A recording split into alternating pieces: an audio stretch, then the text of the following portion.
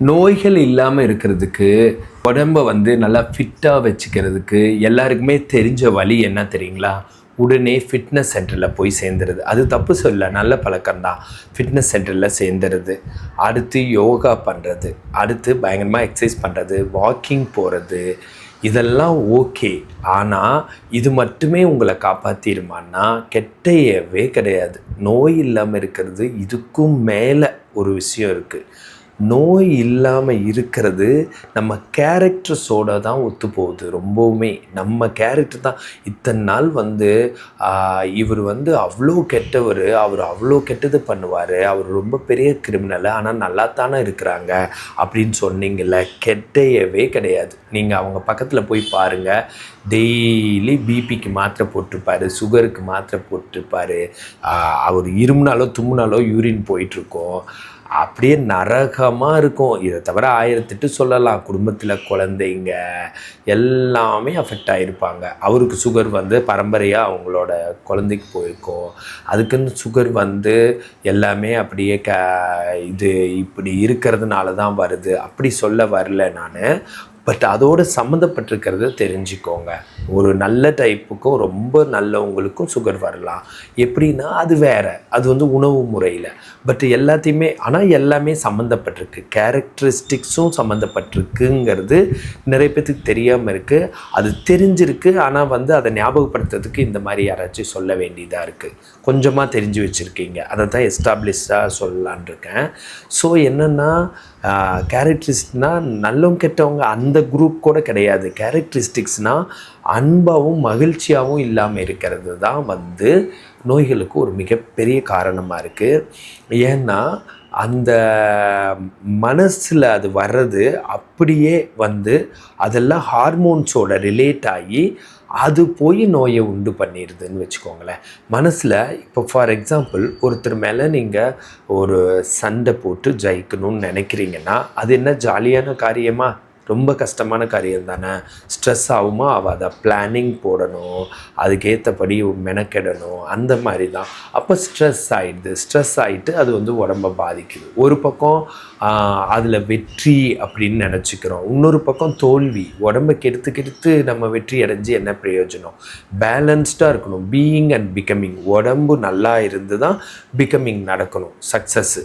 அப்போ என்ன பண்ணணும்னா மகிழ்ச்சியாகவே தான் ஒவ்வொன்றும் செய்ய வேண்டியதாக இருக்குது, அன்பாகவே தான் செய்ய வேண்டியதாக இருக்குது. இப்போது உங்கள்கிட்ட வேலை பார்க்குறவங்கள நீங்கள் நல்லா அவங்கள ஸ்ட்ரிட் பண்ணி அவங்கக்கிட்ட பயங்கரமாக வேலையை ஸ்க்யூஸ் பண்ணுறீங்கன்னு வச்சுக்கோங்க. அவங்ககிட்ட இந்த வேலையை உறிஞ்சுறீங்க, அவங்கள ரொம்ப பயங்கரமாக ஹார்ட் ஒர்க் பண்ண வச்சு ஒரு நிறுவனத்தை வளர வச்சு நீங்கள் மிகப்பெரிய பணக்காரங்க ஆகிறீங்கன்னு வச்சுக்கோங்க. பார்க்க இது சக்ஸஸ் மாதிரி தெரிஞ்சாலும் அவங்கள அந்த வேலை வாங்கிறதுக்காக நீங்கள் யோசித்து அவங்க மேலே பண்ணுறீங்களா, அதில் நீங்களும் ஸ்ட்ரெஸ் ஆகி மன அழுத்தம் ஆகி அவங்களும் மன அழுத்தம் ஆகி அது ஒரு பெரிய சொசைட்டியவே மன அழுத்தத்துக்குள்ளே நோய்களுக்குள்ளே கொண்டு விட்டுருது. அப்படிங்கிறப்போ நம்ம இதே வந்த எல்லார் மேலேயும் உங்ககிட்ட ஒரு 1000 பேர் வேலை பார்க்குறாங்கன்னா எல்லார் மேலேயும் அன்பாக இருந்து அவங்கள ரொம்ப நல்லா பார்த்துக்கிட்டா என்ன ஆகுதுன்னா 1000 பேர்கிட்ட நீங்கள் அன்பு செலுத்தியிருக்கீங்களா, அன்பாக இருந்திருக்கீங்கள, அது ஆட்டோமேட்டிக்காக நோய் வராமல் பண்ணிடும். ஹார்மோன்ஸ் எல்லாம் நல்லா ரியல் லவ் நடித்தா கூட நோய் வந்துடும். இப்போ ஒருத்தவங்க வர்றாங்க, அவங்க மேலே உண்மையான கன்சர்னோட இன்றைக்கி உடம்பு பரவாயில்லையா, நல்லா சாப்பிட்டீங்களா, என்னங்க நான் நல்லா இது நேற்று நைட்லாம் தூங்குனீங்களா, உங்களுக்கு உங்களுக்கு தேவையான பொருள் அதாவது பணம்லாம் இருக்கா எல்லா செலவுக்கும், இப்படி ரியல் கன்சர்னோட கேட்குறதுல என்ன நடக்குதுன்னா மகிழ்ச்சி வந்தது. ஆட்டோமேட்டிக்காக மகிழ்ச்சி அன்பு ரியல் அன்பு இருக்கிறதுனால என்ன நடக்குதுன்னா ஹார்மோன்ஸ் கரெக்டாக சுரந்துடுது. அதாவது டோப்பமின், என்டார்ஃபின், ஆக்சிடோசின், செரட்டோனின், அப்புறம் டெஸ்டோஸ்டிரோன், ஈஸ்ட்ரோஜன், ப்ரோஜெஸ்ட்ரோன், அதுக்கப்புறம் லெப்டின், கிரெல்லின், இன்சுலின், T3 T4 இது மாதிரி எல்லா ஹார்மோன்ஸும் சுரந்துடுது. இதே ஒரு அந்த மாதிரி அன்பு இல்லை, சும்மா தான் நம்ம அவங்ககிட்ட பேசுகிறோம், மனசுக்குள்ளே ஆமாம் இவங்ககிட்ட பேசலின்னா நம்ம நல்லா இருக்க முடியாது, எல்லாம் பொறாமப்படுவாங்க, நம்ம நடிக்கலாம் அப்படின்னு நடித்தோம்னா உள்ளுக்குள்ளே உள்ளுக்குள்ளே நம்மளுக்கு வெறுப்பாக இருக்கும். இவங்களெல்லாம் போய் கேட்க வேண்டியதாக இருக்குது, நல்லா இருக்கியா, சாப்பிட்டியா என்னன்னு. அப்படிங்கிறப்ப கார்ட்டிசோல் தான் சுரக்கும், ஸ்ட்ரெஸ் ஹார்மோன் தான் சுரக்கும். அப்புறம் வந்து இந்த மாதிரி ஸ்ட்ரெஸ் ஹார்மோன் சுரக்கிறப்போ நம்மளுக்கு தான் நோய் வரும்.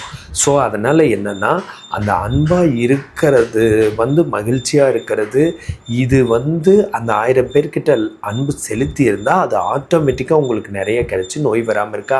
அந்த 1000 பேரும் இந்த நம்மளோட ஓனர் வந்து நம்மளை இப்படி பார்த்துக்கிறாங்க, நம்மளோட வந்து சிஇஓ வந்து இப்படி பார்த்துக்கிறாங்க, நம்மளோட ப்ரொப்ரைட்டரி இப்படி பார்த்துக்கிறாங்க அப்படி நினச்சி உங்கள் மேலே அவங்க ரொம்பவும் ஒரு கன்சர்னாக அன்பாக இருக்கிறப்போ அவங்களுக்கும் ரொம்ப ரொம்ப நல்லா இருக்குது, கம்ஃபோர்ட்டாக ஒரு நிறுவனத்துக்கு வந்துட்டு போகிறாங்க. அதே மாதிரியே உங்களுக்கும் இவ்வளோ பேரோட அன்பு உங்களுக்கு கிடச்சிருது. சரிங்களா? இதில் நீங்கள் அதில் இவ்வளோ பெரிய பணக்காரர் ஆயிருந்தால் இதில் இவ்வளோ பெரிய பணக்காரர் ஆவீங்க. பணக்காரர் மட்டும் இல்லை, நீங்கள் ஒரு எலெக்ஷனில் நின்னா கூட உங்களுக்கு ஓட்டு போட்டுருவாங்க. புரியுதா இல்லைங்களா? இப்போ இருக்கிறதுலையே பெருசு என்ன, நம்ம மேலே அன்பாக இருக்கணுங்கிறதும், நம்ம எது செஞ்சாலும் நம்மளுக்கு கஸ்டமர்ஸ் வரணுங்கிறதும், இல்லை நம்ம ஒரு கட்சி ஆரம்பித்தா கூட ஓட்டு போடணும், ஒரு பேச்சுக்கு சொல்கிறேன், இதெல்லாமே நடந்துருமே. அதெல்லாம் நடக்கணுன்னா இப்படி சாப்பிட்டாலாம் நடக்காது.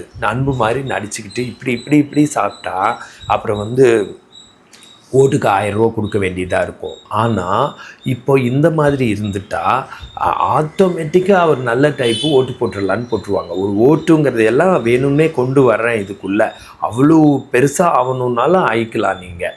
புரியுதா இல்லைங்களா? ஸோ இது ஏன் தெரிய மாட்டேங்குது? நோயற்ற வாழ்வும் வாழ முடியும், செல்வமும் சேரும், எல்லாமே கிடைக்கும், சேஃபாக இருக்கும்.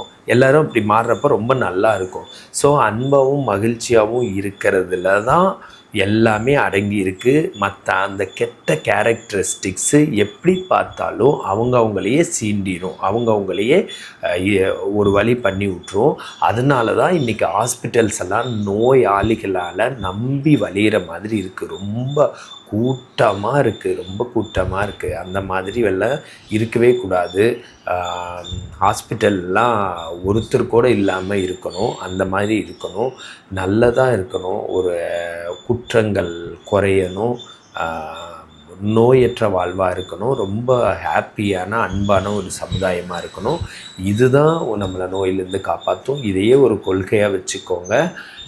இந்த மாதிரி வாழ்ந்து பாருங்கள், நோயிலேருந்து வெளியில் வரலாம்.